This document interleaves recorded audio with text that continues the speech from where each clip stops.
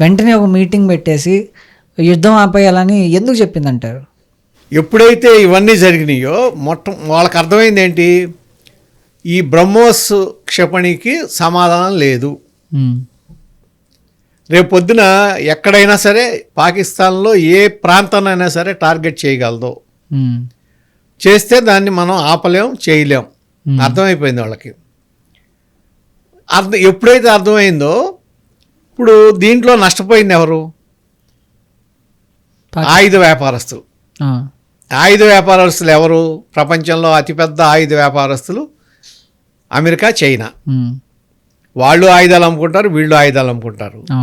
ఇప్పుడు మనకి ఎయిర్ ఫోర్స్లో మనకి మెయిన్ ఉన్నాయి ఏంటంటే రష్యాకి సంబంధించిన సుకోయి, మిరేజీ ఉన్నాయి మన దగ్గర.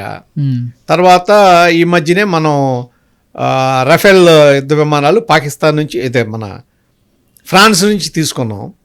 అయితే ఆ ఫ్రాన్స్ నుంచి తీసుకునేటప్పుడు యుద్ధ విమానాలతో పాటు టెక్నాలజీ కూడా వాళ్ళ దగ్గర నుంచి కొన్నాం మనం. ఓకే. వాళ్ళ అగ్రిమెంట్ ఏంటి, ఆ రఫేల్ యుద్ధ విమానాలు తర్వాత ఇండియాలో దాన్ని మ్యానుఫ్యాక్చర్ చేయాలి, ఆ అగ్రిమెంట్ మీద కొన్నాం. సో ఇప్పుడు పాకిస్తాన్ దగ్గర ఏమున్నాయి, F-16 ఉన్నాయి.